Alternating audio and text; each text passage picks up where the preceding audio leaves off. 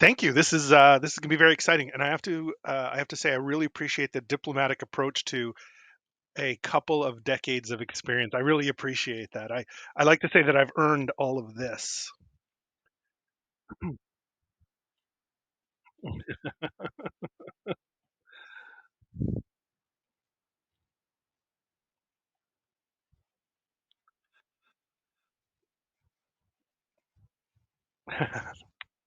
Stop.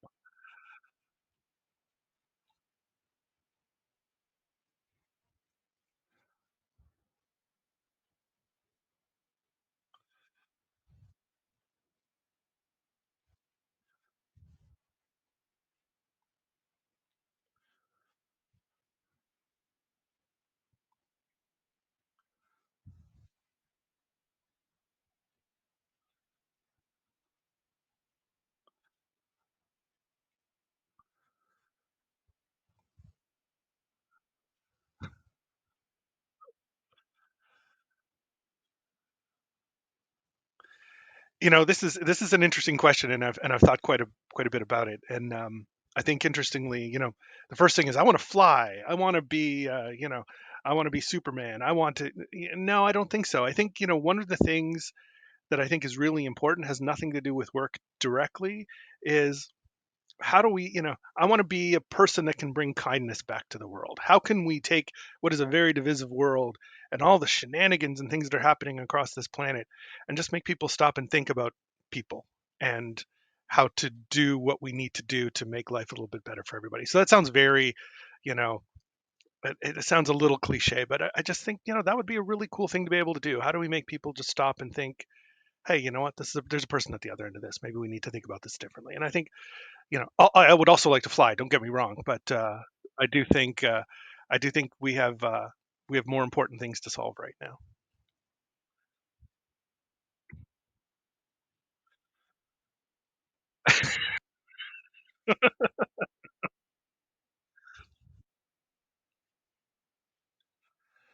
Only because I can see it out of the corner of my eye. I'd like to be my dog, who is right now upside down and asleep on my bed. So living his very best life, and I think that would be not a bad thing. Zero stress, except maybe if I was slightly late with meals. But yeah, I would like to. I think. Who wouldn't want to experience something else like that?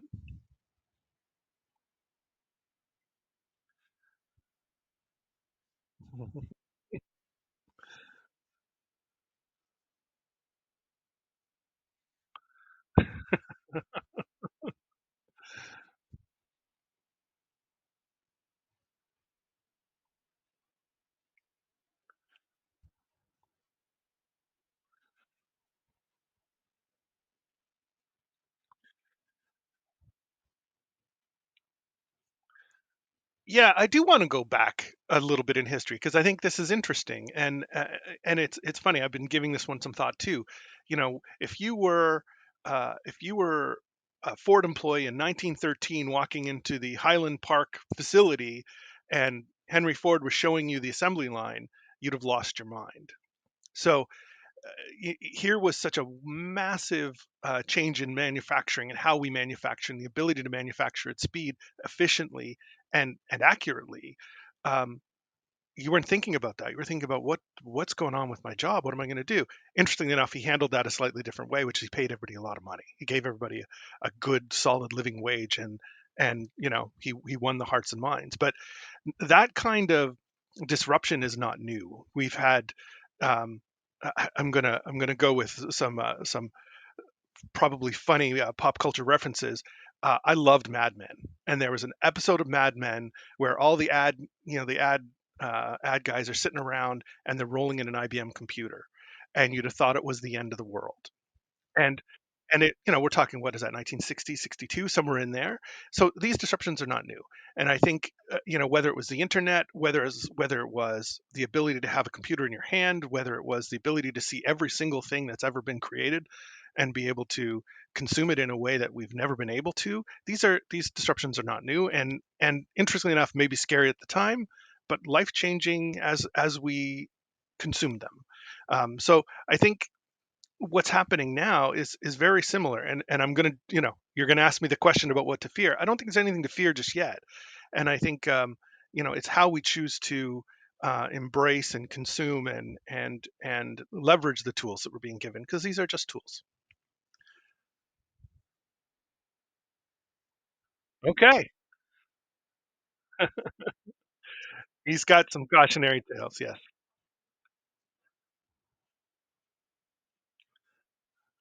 yes.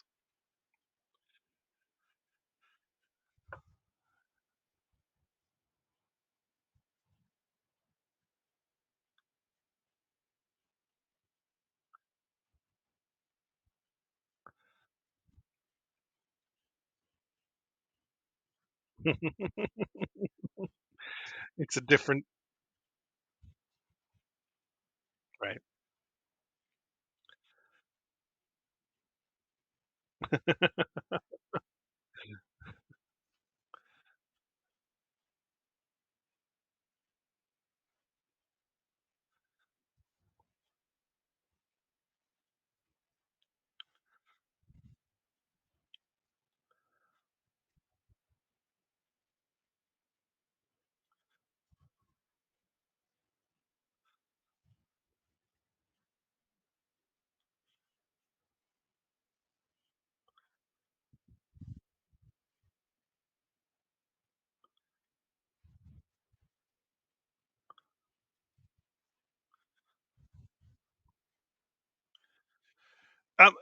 Yeah, I think we need to step back a little bit in history too. So AI is not new. The ability to have a machine execute a task on our behalf is not new, and or even the ability to have machines execute a series of tasks on our behalf is not new. But that's not necessarily the ability to think about it or make decisions. It's a tab A slot B type instruction sequence. So let's stick with Ford, for example. Robots right now grab parts, weld parts, move the item further down the line for the next robot to grab parts, weld parts. So that's not new. What's interesting and what's becoming really really cool about that is certain manufacturers, and I'll stick on manufacturing just because it's top of mind, the ability to know that, hey, I've consumed a bunch of parts, I need to go make some more, or I need to bring another bin of parts in because this robot's going to run out of things, or um, there was a flaw with this one, it doesn't meet all the required tolerances I need to change it out. So the ability to execute a task is traditional AI, not new. We see it every day. Applicant tracking systems are really just that. um, Give me the keywords, give me the themes. It's not thinking about it. Generative AI is a little bit different. And so if we go back to say a chat GPT-3, where you feed it a question or some prompts, and it's grabbing what it thinks the answer is, and will produce an image, will produce content. And I think there's a third part to the answer that I'll get to. But the real difference between a traditional AI and what generative AI is, traditional AI didn't create the thing, it executed a task. Generative AI is creating new things, whether we like it or not, based on what it sees and knows and learns, based on what information you're feeding it. In a chat gpt concept, it's a large language model where it's feeding that language model from wherever, and you can control and allow it to see certain pockets of information, and it will make the best possible decision based on that information. What I think is what I think is really interesting now, especially with a Chat GPT-4, and we're going to see it with Apple AI, certainly with what Google's doing with their new release, is the ability to make much more educated decisions when it's creating a thing. And and I think a few things come out of that. One is it has the ability to stop and go, maybe this isn't the right thing, or maybe this isn't real information, or maybe this. So the ability for AI to stop and think and make better decisions based on the information it's being fed is new, and that's new in the last little while and wildly different. If you have the opportunity to mess around with some of these new tools, you'll see it happen. But the real difference between traditional AI and generative AI is the ability to create something from nothing, and that, when we do get to talk about the fears, that's when the fears start to come in. But it's a really interesting thing, and how that impacts how we work, how we produce our work, becomes very very different, and something we have to get in front of now.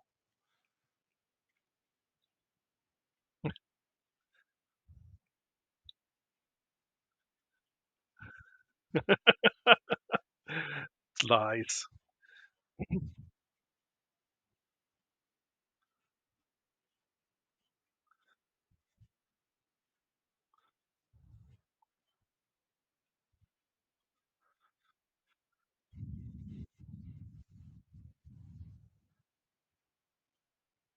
Mhm.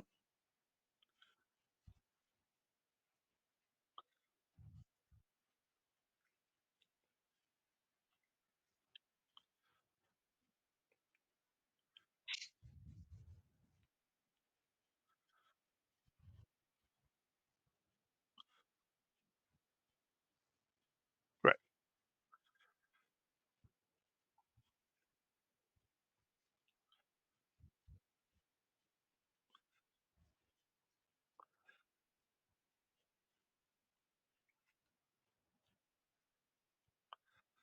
Yeah.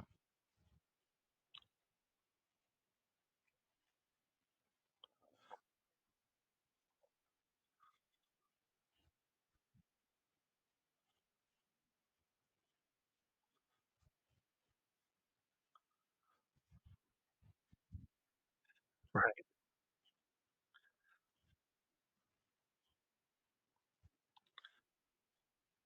Yeah. So it's again, most of the, these tools don't have the ability to think. They're not us yet. Ask Jeffrey Hinton. And so it's making decisions and producing information based on the information it was fed. So if you're dealing with a free version of a tool, that I don't want to stick on OpenAI, but you're getting a very limited amount of information, and if that information is even slightly wrong, then the product is going to be not exactly perfect. So it all depends on the information that it's being fed. It's not thinking, hey, this is not what I think Adwoa looks like. So, but and doesn't really, it's not thinking like you and I would. It's not using common sense in many cases. So I think that's one of the hurdles that we're trying to get over now. And something I think you'll see happen very, very quickly. We already see it with the new versions of the tools, the ability to stop and go, wait a second, that doesn't that doesn't jive. And the ability to then go and make better decisions based on going finding more information, I think is a good thing. Um, but you're right. It's not using a lot of uh, critical thinking because that's not what it is. But I think that's only a matter of time. So we have to sort of understand that sooner than later and get in front of that. If it also depends 100% on. In fact, I think I got an ad for some online university that was a course just on feeding prompts to a generative AI tool.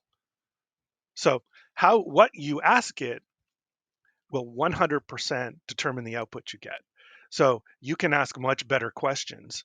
We can get into a long discussion about about bias. So if I ask a question one way, I'll get a certain bias, and if I ask it a different way, I'll get a very different view.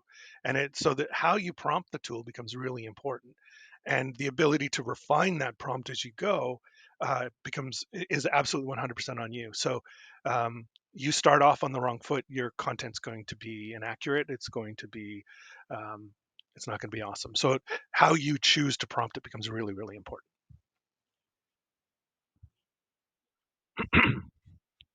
Yes.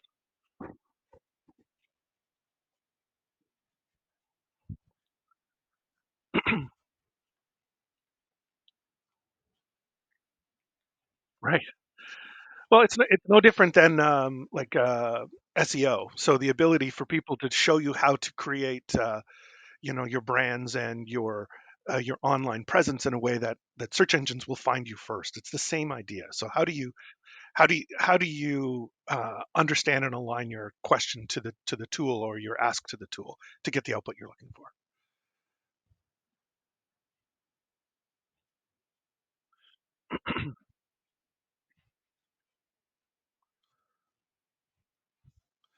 I think I think it's here. It's always been here, and it's been here certainly as long as I've been working. So I don't think it's new, but I do think if we look at what we're looking at in terms of artificial intelligence and the ability to do work today, I think the integration becomes a little bit secondary, and I'll answer that as a second part to the question. I think the first thing is what does AI present in the ability to employ people? And how do how does that change the nature of work? And I think that's the first thing we have to understand.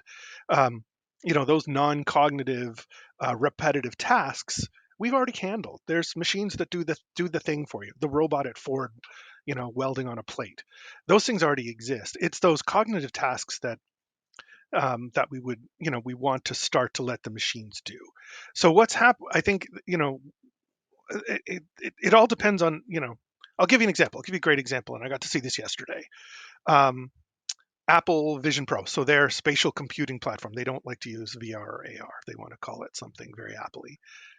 Apologies to the Apple people on this, but what a brilliant platform. So they are, they've worked with vendors like Porsche and KLM to the ability to have people trained to work on a massive Boeing engine completely virtually. So you no longer do you need to have a giant hangar with a multi-million dollar engine in there for people to learn how to change, parts and pieces on those things. They can do most of that training now completely virtually, working on the digital twin of a completely accurate Boeing engine. So that kind of integration, I think, is going to be absolutely world changing for us. And I think we're starting to see that. So the ability to learn faster, the ability to understand how to do things quicker and to do it more accurately is a really big thing. The other thing is and I think this is a really great thing, is one, it allows you to connect to a workforce that's literally global now.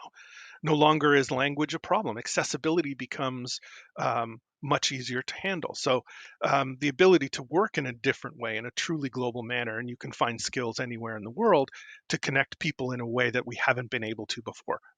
Legitimately collaborate on things. That, I think, is a really big thing. But the other thing, I think, like I said at the beginning, it's going to change how we work. So we need to, that prompt engineer is a great example. So this becomes a hammer and a screwdriver. We just have to learn how to swing and turn it. And I think that's the difference. As employers, we need to understand that work is going to be different. We're not going to be doing the things we've done in the past. And how are we tooling our business to align and exploit that? But in the same token, how are we training and educating our soon to be new employees to do the work we need them to do? So there's two things that really have to happen in terms of the integration of AI. I don't think AI is going to steal jobs, certainly not in my lifetime. I think we are going to become far more uh, productive in our ability to do things because of AI. But that changes how we work, and that changes the nature of our education, and it changes the way people are employed. So I think we could talk for about 4 hours just on these things, but I think there's a bigger, broader view here, which is, you know, I don't think it's going to steal our jobs, but man, we need to change how we approach employment and how we educate people to do these jobs. So that that that ability to bring the common sense to the machine becomes really important.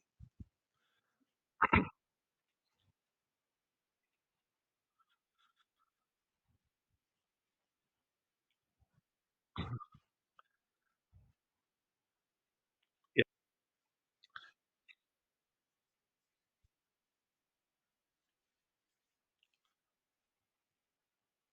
right,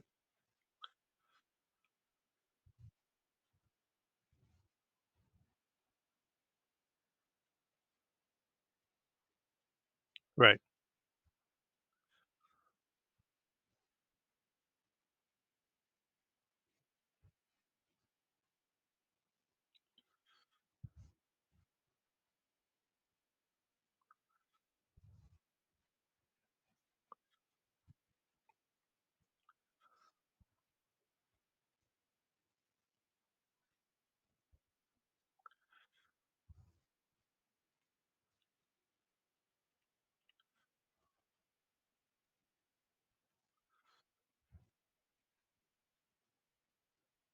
right.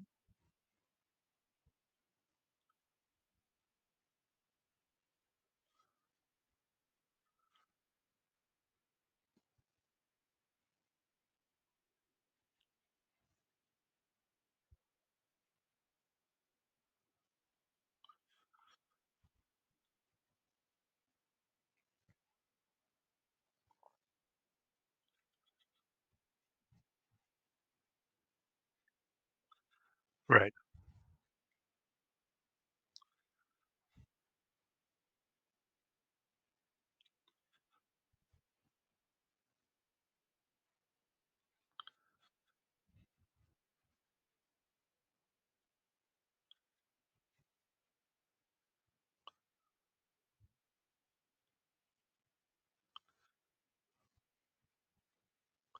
Well, you know what's interesting, and I'll say this because this is whenever these conversations occur, we tend to focus on those office workers, those people sitting at a desk, clicking as if their life depended on it, doing the work at their desk. That's only one portion of the workforce. So the nature of the work needs to change without question, and where where that person that was producing a spreadsheet before, maybe that person now needs to be doing things like business intelligence. How do I take AI and take a portion of information and data we're collecting as a company and start to think about how we need to adjust our business in a way that maybe we haven't been able to? How do we address new markets? How do I understand how our products are being consumed? Is there a better way to produce that thing? So again, just the nature of the work needs to change. That person may not spend 8 hours working on a spreadsheet, but now they may be able to take that spreadsheet and go, hey, I've seen, we have better sales in this region when we sell this widget. And that level of intelligence has been very hard to do. Most enterprises struggle with, they're today still trying to struggle with the data they have. They don't know what to do with it. And this starts to bridge the ability to do things with that data, because you don't have to think about it. You can let the machine start to go and show me patterns, show me information, show me things that maybe I didn't understand before. So again, I don't think that work is going away. I think that, but that work needs to change. How do you exploit that tool to give you vision or direction in a way that you would have taken a very long time to figure out, you know by yourself. So it's just the nature of the work needs to change. But that, you step outside of the office tower. How do how do healthcare researchers look at new ways to treat cancer? How does that Ford employee start to figure out how to produce a better car? How do we look at how to um, mine for lithium, because we need car batteries in a way that's not going to destroy our planet? And this is where the tools can become very, very helpful and not scary. So, but again, the nature of the ability and the capabilities of those employees have to change, and the companies that are employing them have to understand that it needs to change with them in a way that'll allow us to just employ people. I think it's a very interesting discussion. And I'll say this much: what a great time to be in technology, because it's super cool to watch. Hmm. Hmm.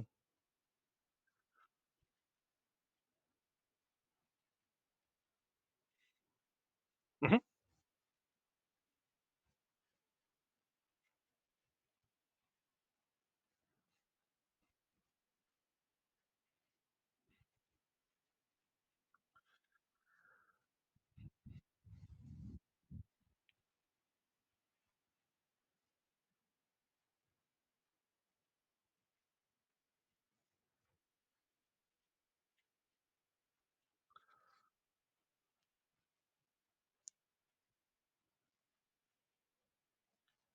Hmm.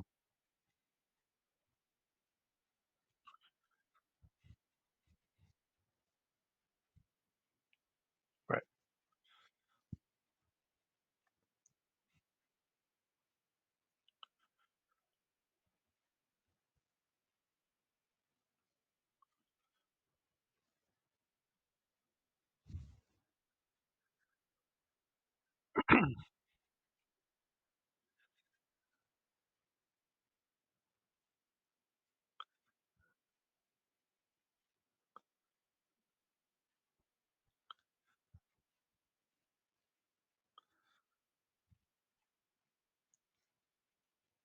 Right.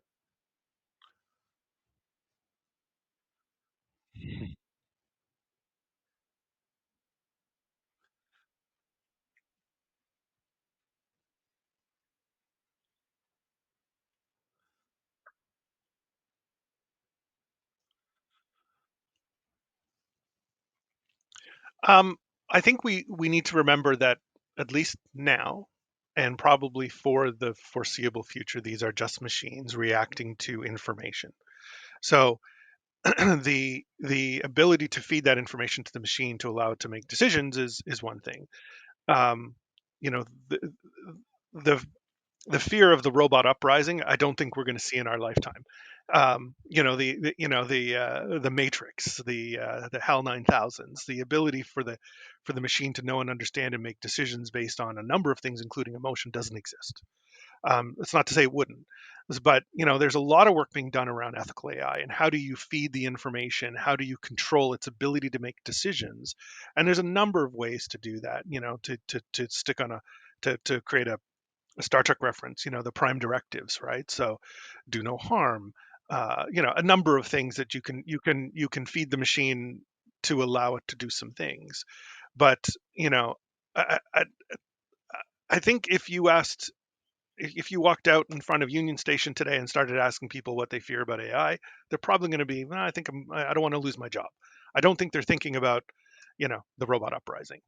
And so I don't think that's necessarily a top of mind thing. However, we do need to understand the both the ability for the information and the information it can consume, and therefore decisions can make based on that information, and and how far we can let it go like that.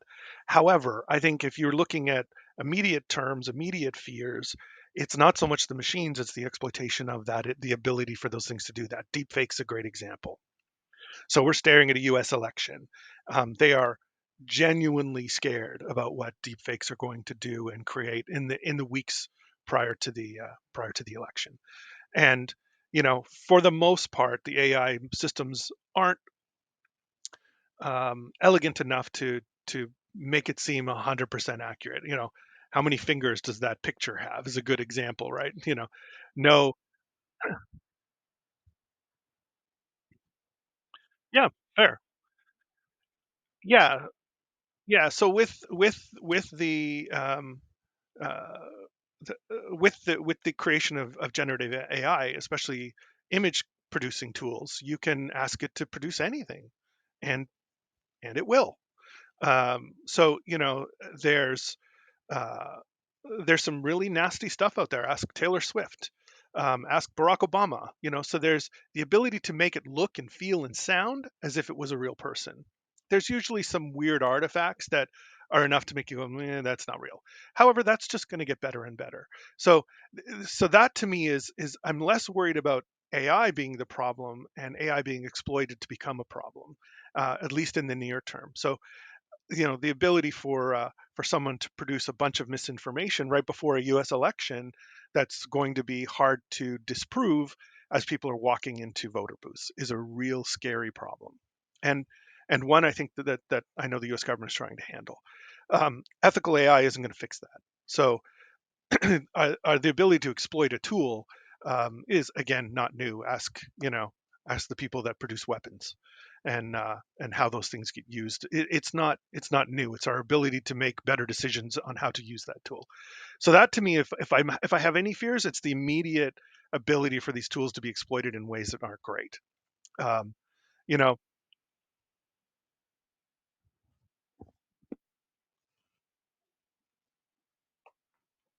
correct.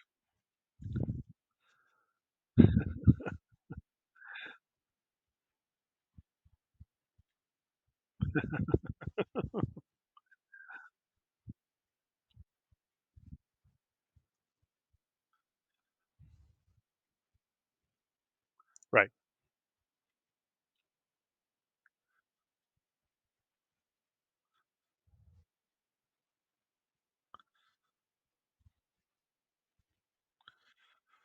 Well, and some of the other things like the ability to use tools to crack passwords, to get access to bank accounts, to there's a number of things that are happening. Again, these are being exploited by some bad actors, not the machine itself. Will the machine eventually do that? Yeah, maybe, but again, I don't think I'll see that in my lifetime.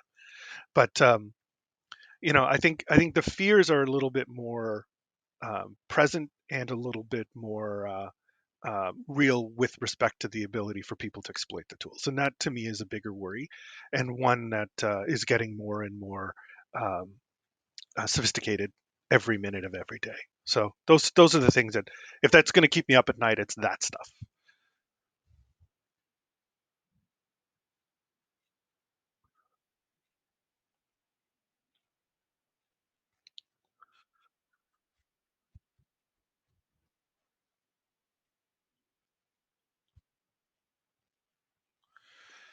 You know what? Technology, I think, is a really wonderful thing when it comes to the ability to break down barriers, right? So I talked a little bit about this earlier. So you now have the ability to collaborate with anyone, anywhere, regardless of geographic location, uh, language. Um, we don't care. It doesn't matter. You're looking for capability and skill now. We have the tools to be able to allow that collaboration. I think that's a really big thing. And then on the other side of accessibility, so I now have the ability to make things far more uh, accessible. I can consume content in a way that maybe someone who's blind or deaf or whatever, we can produce content in a way that that message can be conveyed to people that we maybe haven't been able to before. And so I think that's, to me, technology becomes an enabler, and I think we're just starting to see what that can do. On the AI side, I'm not sure I necessarily understand. I think, if we look at more the consumption of AI and the ability to control bias, I think we're going to see, like I said, as these tools evolve a little bit more.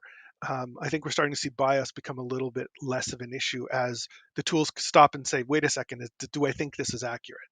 and um, and I think that's going to help, and in fact might even reduce the amount of bias we would put into it based on just our own ways of doing things. So I think technology becomes a really important enabler there, and I think we're starting to see it. I think it's really important when it comes to being able to connect a global workforce, and I think it's really important to, um, or at least critical in the ability to remove barriers and make the ability to work far more accessible. And I think that's a really big thing. There's a lot more to it than that, but that's the way I see it.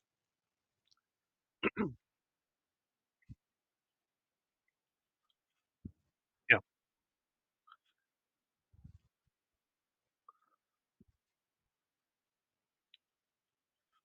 correct.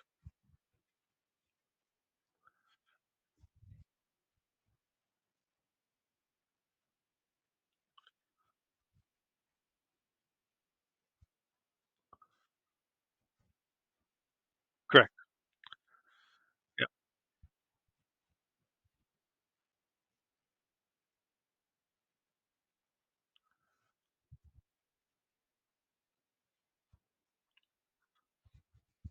Mhm.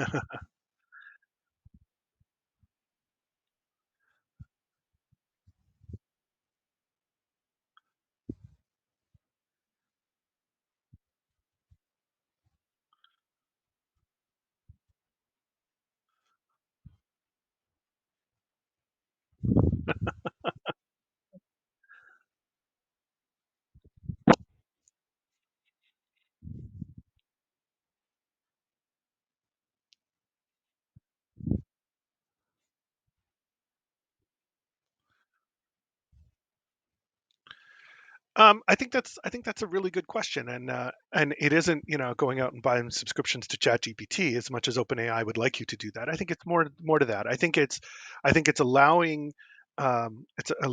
your employees to test and try things that maybe they wouldn't have been able to before, and start to see what they can and cannot do with it. I think that's important. You need to create a sandbox for people to go and touch and understand. Let's stick on the ability to learn how to give it appropriate levels of prompts and what to do. So there's a certain amount of education that has to happen.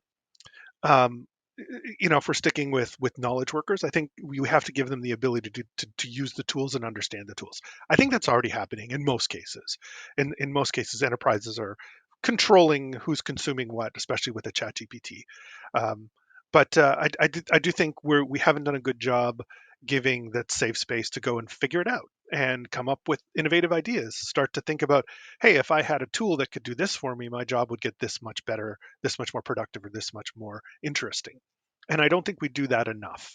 So I think that, for me today, it's create space to let people try and encourage and even reward innovation, because I think that's a really big missing part in most enterprises.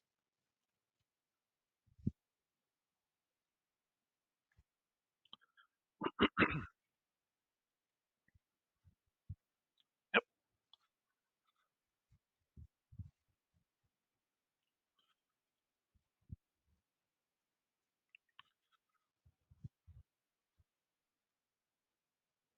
yep.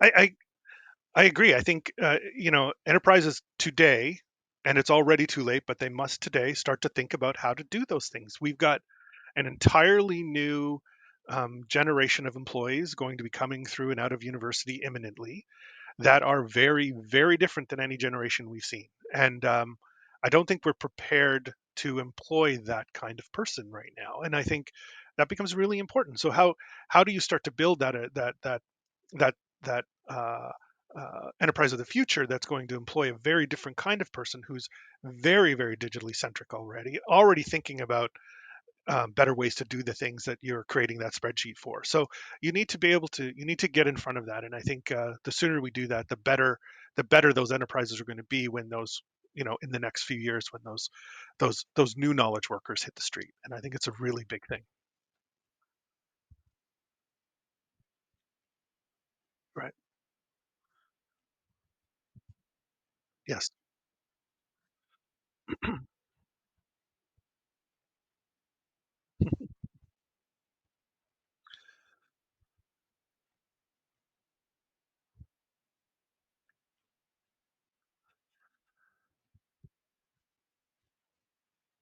Okay.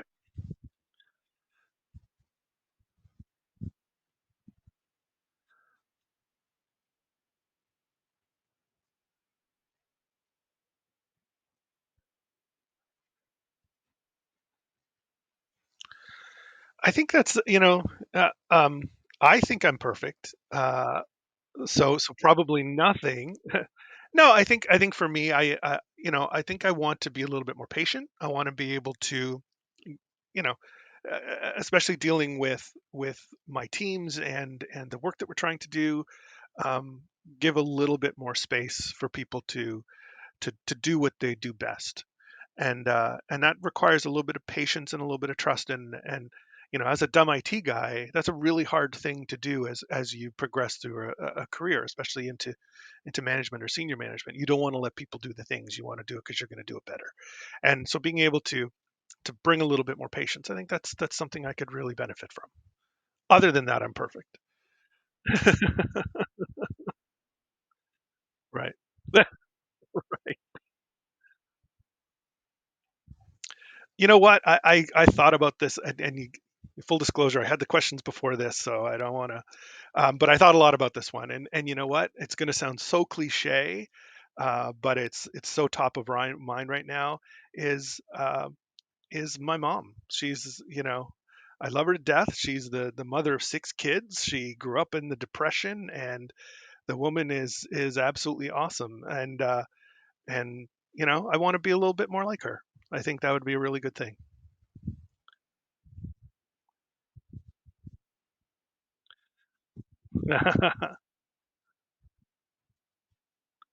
Yes,